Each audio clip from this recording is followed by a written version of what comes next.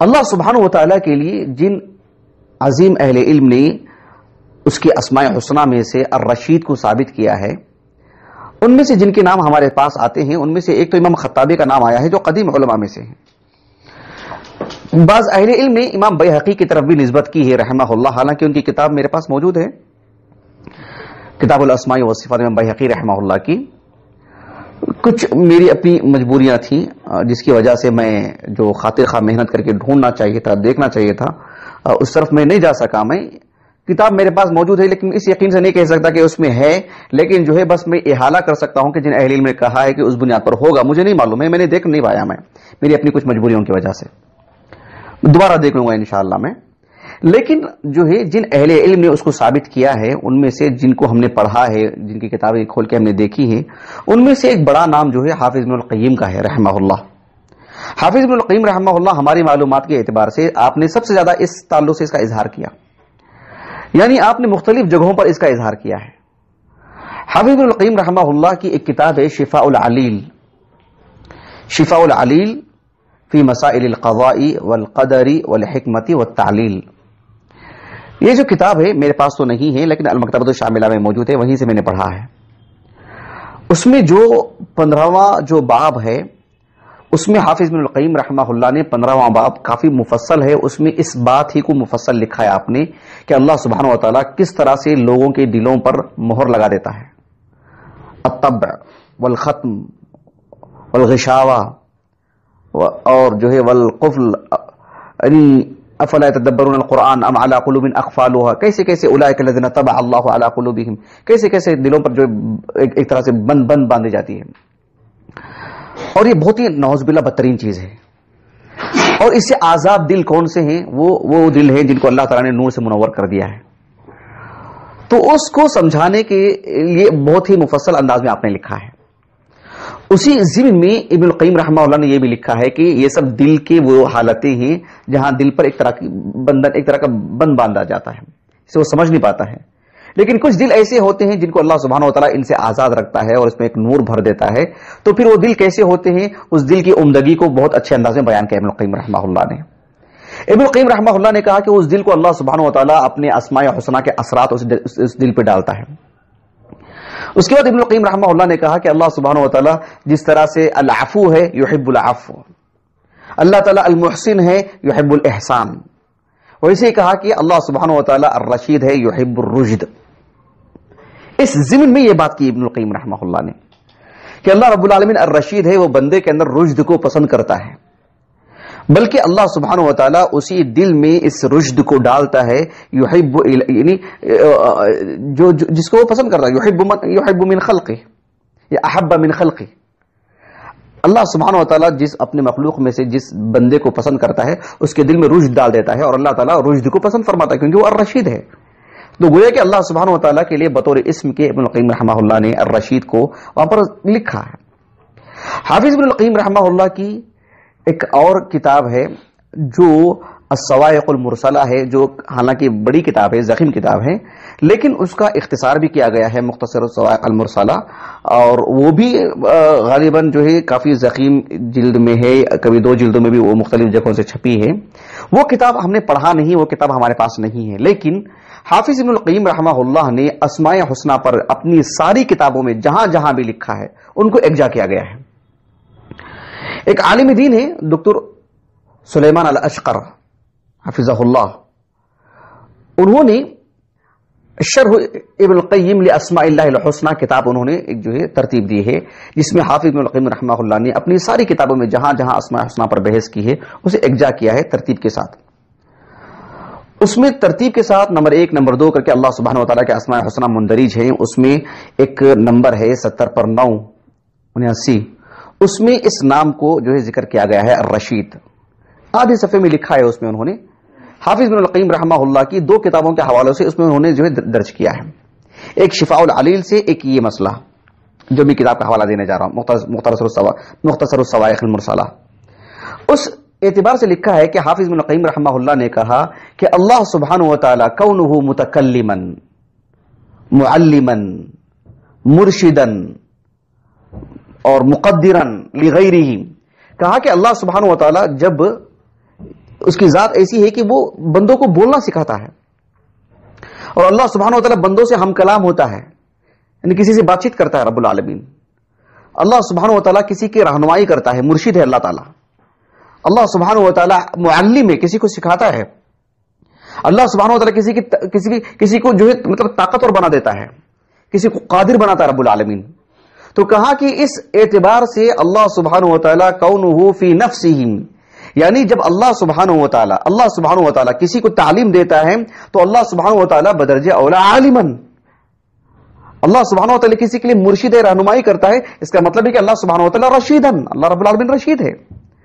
اللہ سبحانہ و تعالیٰ کسی سے کلام کرتا ہے تو اس کا مطلب یہ ہوا کہ اللہ رب العالمین متکلم ہے، اللہ سبحانہ و تعالیٰ کے اندر کلام کی قدرت ہے، کیوں نہیں؟ سبحان اللہ، اللہ تعالیٰ کلام سے متصف ہے۔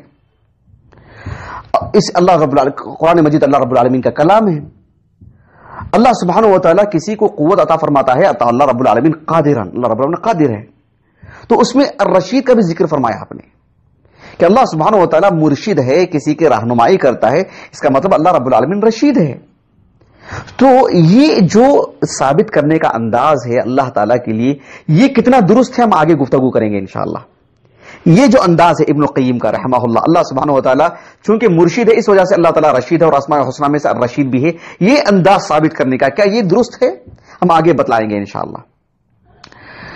یہ ایک چیز ہے، ابن القیم رحمہ اللہ نے اہل السنہ والجماعہ کی انتصار میں اور ان کی نمائندگی میں، ان کی ترجمانی میں، ان کی نشر و اشاعت میں اہل سنہ کے عقیدے کو اتنا لکھا، اللہ رب العالمین آپ کو اجر عظیم عطا فرمائے، اللہ آپ کے لیے وہ ذخیرہ آخرت رکھے، اللہ نے اسے قبولیت بھی عطا فرمائی، بہت نفع بخش بنایا اللہ نے آپ کی تحریروں کو۔ اس کو آپ کے اندر اللہ نے اتنی مطلب ادیبانہ صلاحیت بھی تھی آپ کے اندر کہ آپ نے اشعار میں بھی لکھا اس کو۔ وہ جو متن القصیدہ نونیہ ہے، یہ دیکھیے اس میں حافظ ابن القیم رحمہ اللہ نے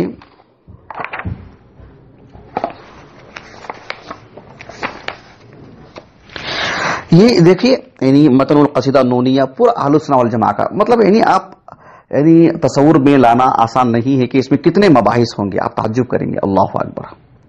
سارے مباحث کو اور اتنی عمدگی کے ساتھ آپ نے اشعار میں ڈھالا ہے، اور ہر شعر کے آخر میں نون، حرف نون سے اس کا جو اختتام کیے ہیں، اسی وجہ سے یہ النونیہ کہلایا۔ ایک جو ہے مطلب ایک انداز، ایک اسلوب ہے، یہ نہایت عمدگی کے ساتھ آپ نے لکھا ہے۔ اللہ سبحانہ و تعالیٰ کے اسماء حسنہ کو آپ نے ترتیب وار لکھا، اور اس کے معانی بھی مختلف ہلکے پھلکے انداز میں 1 سے 2 شعر میں لکھا۔ آپ نے اللہ رب العالمین کی اسماء حسنہ کو یعنی ترتیب وار بیان کیا ہے کہ وہ الغفور اور وہ الودود، وہ الجواد، وہ المغیث، وہ الالہ، اور جو ہے وہ الحسیب، بہت سارے نام آپ نے ذکر فرمائے ہیں۔ اس کے بعد آپ نے لکھا، اس شعر کا نمبر ہے 3332 اور 33۔ ابن القیم لکھتے ہیں رحمہ اللہ، وَهُوَ الرَّشِيدُ فَقَوْلُهُ وَفِعَالُهُ رُشْدٌ وَرَبُّكَ مُرْشِدُ الْحَيْرَانِ وَكِلَاهُمَا حَقٌّ فَهَذَا وَصْفُهُ وَالْفِعْلُ لِلْإِرْشَادِ ذَاكَ الثَّانِي۔ حافظ ابن القیم رحمہ اللہ نے اللہ سبحانہ و تعالیٰ کے اسماء حسنہ میں سے الرشید بھی ہے، یعنی اقوال کے اعتبار سے بھی، افعال کے اعتبار سے بھی۔ اللہ سبحانہ و تعالیٰ افعال کے اعتبار سے بھی، یعنی جو معاملات کو درست کرتا ہے، تدبیر کرتا ہے، لوگوں کے معاملات کو جو اصلاح کرتا ہے اور ان کو جو ہے اچھی رہنمائی کرتا ہے، یہ بھی۔ اور اللہ سبحانہ و تعالیٰ نے اقوال کے ذریعے سے بھی ایسا کلام نازل فرمایا جس کے ذریعے سے لوگوں کی رہنمائی ہو جاتی ہے۔ انبیاء علیہ السلام کو مبعوث فرمایا، ان کے ذریعے سے اللہ رب العالمین نے ارشاد فرمایا لوگوں کی۔ تو یہ الارشاد میں یہ وسعت ہے کہ یہ سب چیزیں اس کے اندر داخل ہو جاتی ہیں، لیکن ہم جس ضمن میں گفتگو کر رہے ہیں کہ اللہ سبحانہ و تعالیٰ کے اسماء حسنہ میں سے الرشید ہے کیا، یہ ہم بتانے جا رہے ہیں کہ ابن القیم رحمہ اللہ نے اپنی اس طرح کی 3 کتابوں میں الگ الگ جگہوں پر لکھا ہے۔ دیکھیے یہ بات ہمارے پیش نظر ہمیشہ ہونی چاہیے کہ اللہ سبحانہ و تعالیٰ کا کوئی بھی اسم ہو کتاب و سنت سے ثابت ہونا ضروری ہے، یعنی اللہ سبحانہ و تعالیٰ ایسا کہے کہ وہ السمیع العلیم، وَكَانَ اللَّهُ عَلِيمًا حَكِيمًا، إِنَّهُ عَلِيٌّ كَبِيرٌ، وَهُوَ الْغَفُورُ الْوَدُودُ، اس طرح سے یعنی اللہ تعالیٰ کے اسماء حسنہ کے ضمن میں وہ بھی نام آئے، یا رسول اللہ کہیں علیہ السلام کہ اللہ سبحانہ و تعالیٰ کا یہ نام ہے، اس طرح سے اس ضمن میں یہ چیز آنی چاہیے۔ جبکہ الرشید ایسا نہیں ہے، یعنی کیوں بتلا رہا ہوں کہ ہم نے اس سے پہلے ایک بارہا کہہ چکے ہیں کہ اللہ سبحانہ و تعالیٰ کا جو اسم ہوتا ہے اس سے اللہ سبحانہ و تعالیٰ کی صفت بھی ہوتی ہے۔ اس لیے کہ ایسا نہیں ہے نا انسانوں کی طرح صرف ایک نام ہے اور اس کا معنی کا اثر اس کی زندگی میں ہونا کوئی ضروری نہیں ہے. اللہ سبحانہ وتعالیٰ کا معاملہ ایسا نہیں ہے. اللہ سبحانہ وتعالیٰ الغفور ہے تو اللہ رب العالمین کے اندر الغفران والی بات ہے. اللہ سبحانہ وتعالیٰ اللہ رب العالمین کی جتنے بھی اسماء حسنہ ہیں اس کا معنی کے اعتبار سے متصف ہے رب العالمین. اگر الرشید ہے تو اس کی صفت خود بخود بن جاتی ہے.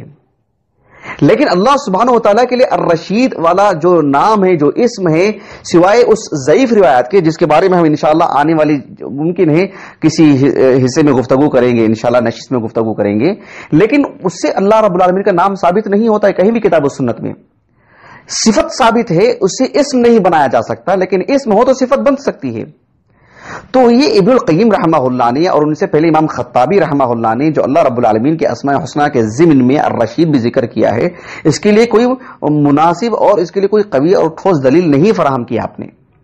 بس اس کے ذریعے سے ایک ثابت کرنا چاہا کہ اللہ رب العالمین یہ ہے تو اس کے ذریعے سے الرشید ہے. ایسے اللہ تعالیٰ کے نام ثابت نہیں کیے جاتے. شیخ عبد الرحمن ابن ناصر السعدی رحمہ اللہ یہ خود ایک بہت عظیم عالم دین ہے. انہوں نے بھی اللہ سبحانہ وتعالیٰ کے لیے الرشید اسم کے طور پر ثابت کیا ہے. وہ صفات اللہ عز و جل الواردہ فی الکتاب والسنہ. آپ دیکھیں اس میں حافظ شیخ عبد الرحمن ابن ناصر السعدی رحمہ اللہ شیخ عبد الرحمن ابن ناصر السعدی رحمہ اللہ کا جو قول ہے وہ یہاں پر منقول ہے. تفسیر و اسماء اللہ الحسنہ ان کی کتاب ہے لیکن ہمارے پاس نہیں ہے. بہت ممکن ہے ان کا جو مجموعہ ممکن ہے باذن اللہ تعالی جب ہمارے پاس آئے گا تو اس زمین میں ان کا یہ بھی رسالہ آ جائے گا انشاءاللہ. شیخ عبد الرحمن ابن ناصر السعدی رحمہ اللہ نے اس میں لکھا ہے لیکن وہ المکتبۃ الشاملہ ہے میں نے براہ راست پڑھا ہے اثر سے پہلے. اس میں انہوں نے لکھا ہے کہ وَهُوَ الرَّشِيدُ الَّذِي قَوْلُهُ رُشْدٌ. اللہ کے لیے جب الرشید کہا جاتا ہے تو وَهُوَ الرَّشِيدُ الَّذِي قَوْلُهُ رُشْدٌ یعنی رشید وہ ہے جس کے قول میں رشد ہو ہدایت کی بات ہو رہنمائی والی بات ہو تدبیر والی بات ہو.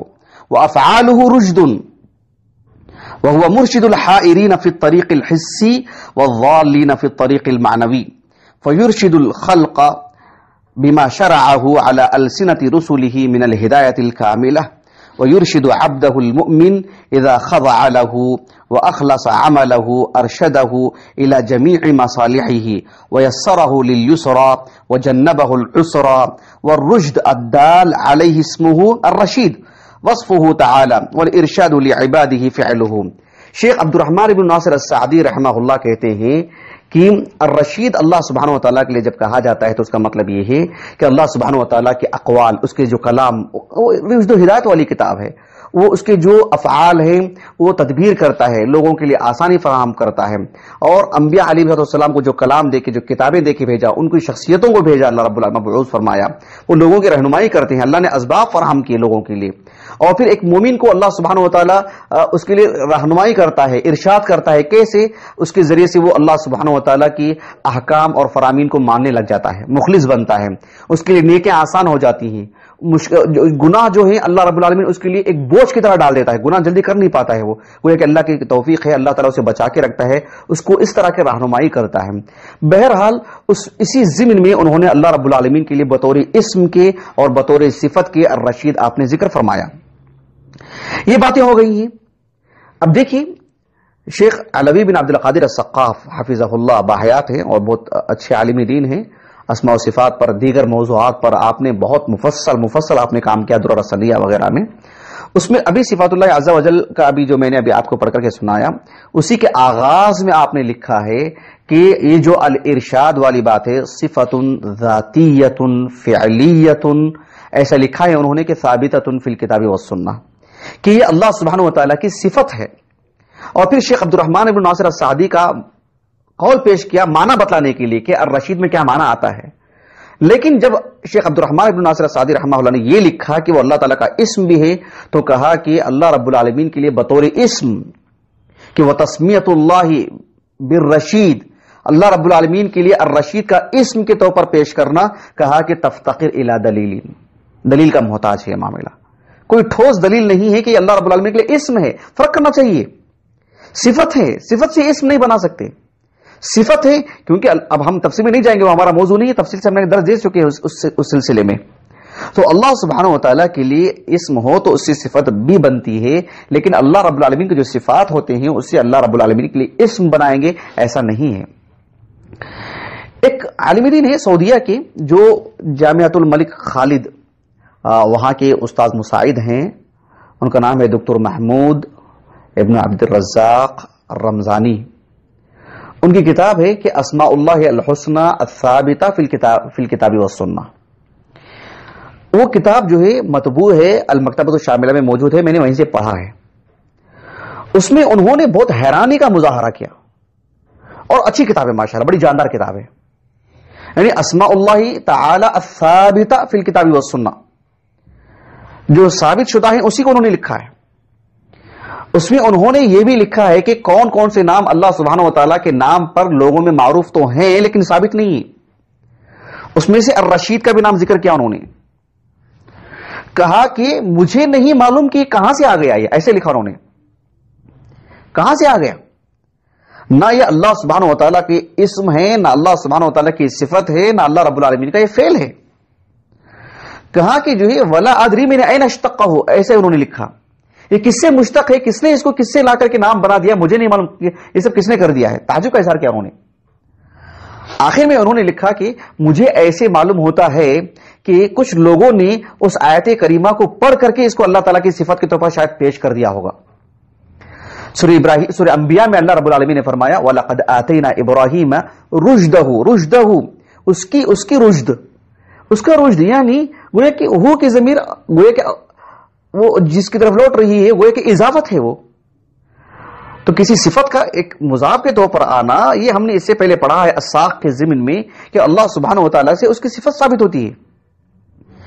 اس اعتبار سے یعنی انہوں نے کہا کہ بہت ممکن ہے کسی نے اس آیت کریمہ کو پڑھ کر کے اللہ رب العالمین کی صفت کے طور پر اس کو پیش کر دیا ہوگا، ورنہ کہیں سے اس چیز ثابت نہیں ہوتی ہے کہ اللہ رب العالمین کا کوئی نام رشید بھی ہے، کوئی صفت بھی ہے، یا کوئی جو اس کا فعل بھی ہے۔ ایسے انہوں نے اتنے جزم سے لکھا۔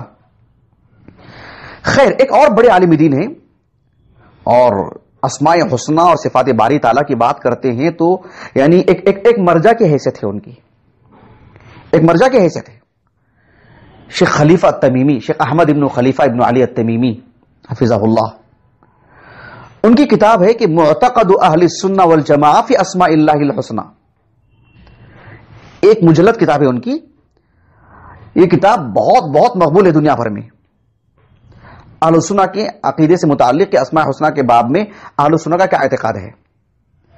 گو کی کتاب ہمارے پاس نہیں ہے لیکن المکتبۃ الشاملہ میں موجود ہے، میں نے وہاں سے پڑھا ہے، اور جو بازار میں چھپتی ہے بالکل وہی موافق ہے اس کی طباعت جو اس میں ہے ترقیب۔ شیخ نے یہ بات لکھی ہے کہ اللہ سبحانہ و تعالیٰ کے اسماء حسنہ کے ضمن میں جو الرشید جو ذکر کیا جاتا ہے، یہ یعنی کہیں بھی نص سے ثابت نہیں ہے، لم یثبت بالنص بالمنصوص، نص سے ثابت نہیں ہے کہ اللہ تعالیٰ کا یہ نام ہے، کیونکہ توقیفیہ ہے اللہ کے اسماء حسنہ صفات علیہ، بطور اسم کے نہ کتاب اللہ میں ثابت ہے نہ حدیث رسول میں ثابت ہے۔ اتنی تاکید سے انہوں نے لکھا اور کہا کہ وہ جو حدیث آتی ہے جس میں 99 نام ترتیب بار ذکر کیے جاتے ہیں اسی میں یہ چیز آئی ہے، اور وہ تو ہم نے بیان کر دیا ہے کہ وہ ضعیف ہے۔ تو یہ جو ہے اس اعتبار سے اللہ سبحانہ و تعالیٰ کا بطور اسم یہی حقیقی بات ہے اور یہی جو ہے درست بات ہے، اہل السنہ کی نمائندگی میں یہی جو ہے قابل اعتبار بات ہے۔ حافظ ابن القیم رحمہ اللہ نے، شیخ عبد الرحمن ابن ناصر السعدی رحمہ اللہ، یہ سب اعلام ہیں، جبل ہیں عقیدے کے باب میں، لیکن اس باب میں یہ بات آپ سے جو ہے نہیں لی جا سکتی، کیونکہ آپ ہی نے ہمیں یہ تعلیم دی ہے کہ یہ سب امور توقیفیہ میں سے۔ اس باب میں جن لوگوں نے حق تک پہنچے ہیں ہم ان کی بات لیں گے۔ تو اللہ سبحانہ و تعالیٰ کی اسماء حسنہ میں سے الرشید بہرحال ثابت نہیں ہے، ہاں بطور صفت کے یہ اللہ سبحانہ و تعالیٰ کے لیے ثابت ہے۔